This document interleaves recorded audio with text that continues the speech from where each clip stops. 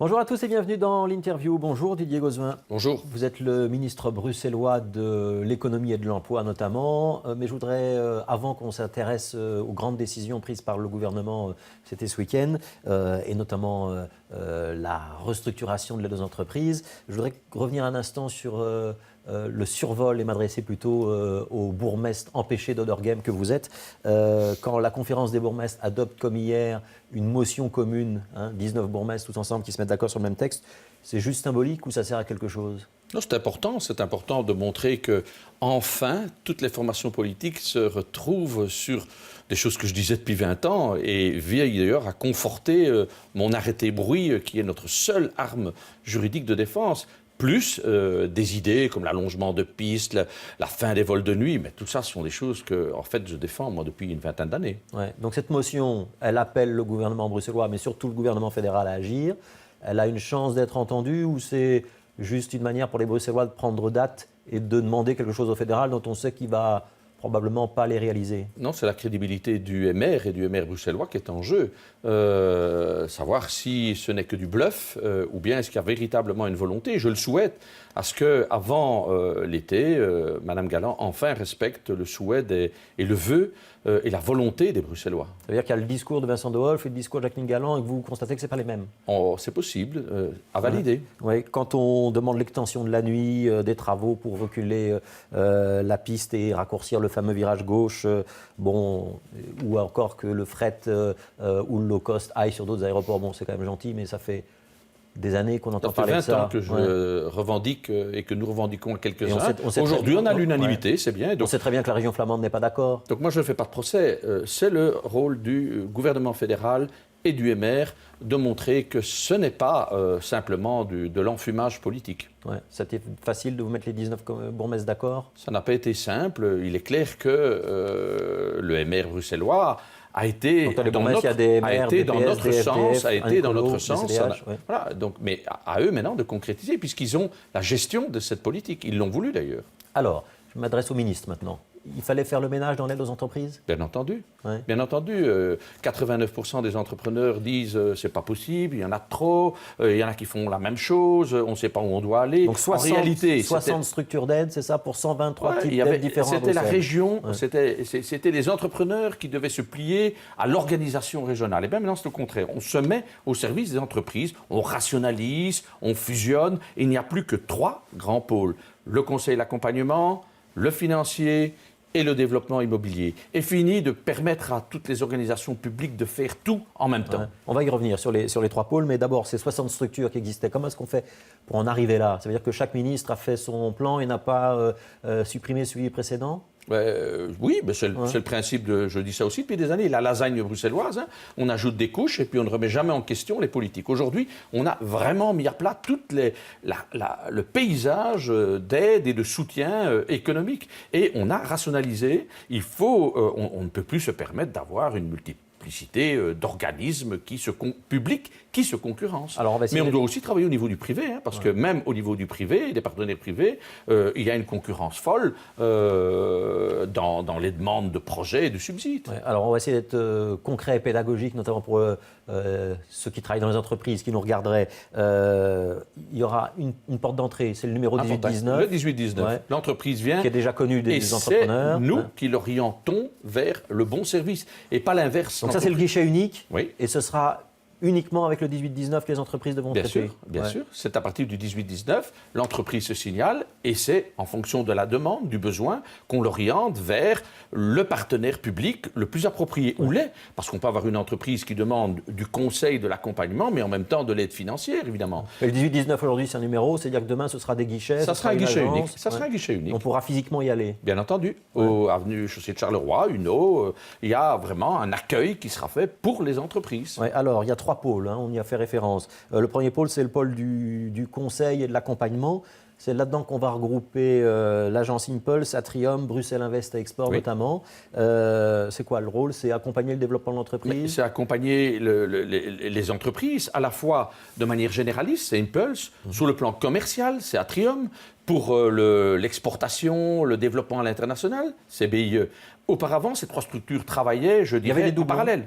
Ben oui, il y avait des doublons. Ouais. Parce que, vous voulez, le commerce, c'est aussi une entreprise. Une entreprise peut faire du commerce et peut aller à l'international. Et alors, chaque fois, il fallait des démarches spécifiques. Mais Atrium, Impulse, Bruxelles Import et Invest, c'est des entreprises, enfin des guichets qui sont quand même bien connus, des agences qui sont bien connues. Oui. Ça va être facile de les fusionner, de Ben, les faire au lieu d'en travailler avoir ensemble. 3, il y en aura un. Ben, rien n'est facile dans la vie, mais ça, c'est le rôle du politique, de résoudre des difficultés qui n'ont rien à voir avec le citoyen. Nous, on ne doit pas se retrancher derrière nos difficultés. On sait déjà qui sera le chef? Non. Non, vous n'avez pas envie de le dire. Ben non, pas du tout, je ne le sais pas. Donc. Ouais. Il y a un pôle financement, donc là c'est tout ce qui est crédit, investissement. C'est quoi? C'est la SRIB un petit peu étendue? Oui, mais là, par exemple, on va fusionner. Il y a le fonds bruxellois de garantie, ça va être fusionné dans les SRIB. Il y a des filiales qui vont devoir sans doute être supprimées. Il y a une meilleure collaboration à voir avec Innoviris, qui fait aussi de l'aide à l'investissement dans l'innovation et la recherche. Ouais, donc ça, ce sera tout ce qui sera aider à trouver des crédits, aider à se développer financièrement. Et le troisième pôle, c'est la localisation et les infrastructures. Là, notamment, ce sera CityDev, tout ce qui est incubateur, coworking, ce qu'on appelle autrefois les pépinières d'entreprise, aider à trouver le bon endroit pour s'installer, quoi. Tout à fait. Ils géreront, ils offriront des opportunités immobilières, mais par exemple, CityDev ne fera plus de l'accompagnement à l'entreprise, comme il le faisait aussi. Ouais. Est-ce qu'on n'aurait pas pu aller plus loin? Parce qu'on a 3 pôles. Est-ce qu'on n'aurait pas pu faire une seule et grande agence avec tout? On peut toujours aller plus loin. Mais voyez d'où on vient et voyez où on est. Le monde n'est jamais fini. Il y a encore, heureusement, du travail après moi. Ouais. Donc tout ça a été confirmé lors de la fameuse réunion du gouvernement ce week-end. Ça veut dire que ça rentre en vigueur quand? Maintenant, on va y travailler. Maintenant, on doit faire des textes. Il faut créer la structure. Donc là, maintenant, il y a du travail, je dirais, d'architecture juridique à mettre en place. Et ça prend un peu plus de temps parce que nous sommes soumis à des règles. Ouais, ça veut dire quoi? Ce sera pour cette année, pour l'année prochaine, pour 2018, on y pour travaillera 2019? dans cette année-ci, en 2016, et puis ça sera sans doute opérationnel en 2017. Donc 2017, les entreprises verront la différence? Déjà maintenant, parce qu'on va déjà physiquement les ramener dans un même bâtiment, on va déjà les entraîner à travailler ensemble, à supprimer des services redondants. Donc on va fonctionnellement déjà améliorer le système. Est-ce que c'est une réforme qui a pour but de faire des économies? Non. Non, c'est juste pas nécessairement. plus performant. Il va y avoir des entreprises. économies.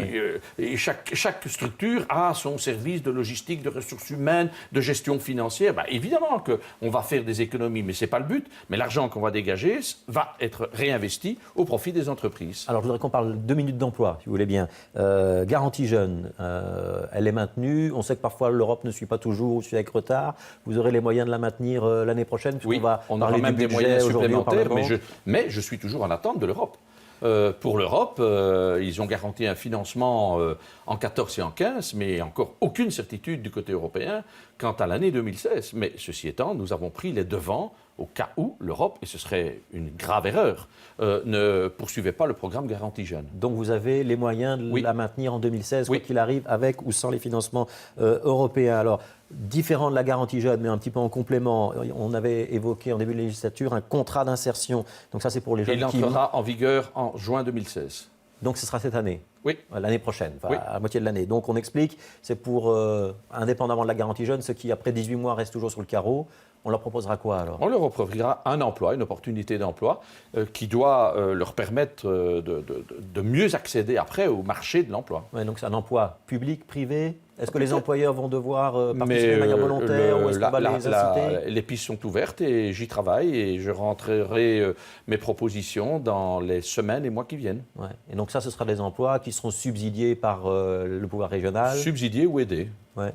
Et on a déjà idée du montant qu'on va devoir y consacrer? Nous avons je vais inscrire 5,5 millions en 2016, au budget 2016, qui a été approuvé par le gouvernement. Ça veut dire que ce sera aux alentours de 10 ou 12 millions pour une année pleine? Ça pourrait être ça. Ouais.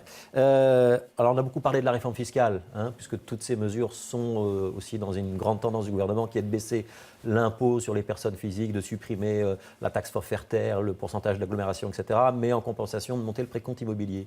Vincent De Wolf, il vous a un petit peu égratigné hier, il a dit à Oudergem, on va avoir une plus haute hausse du précompte immobilier qu'ailleurs. Monsieur De Wolf, comme sans doute Mme Galland, ne sait pas calculer. Je vais vous prendre l'exemple.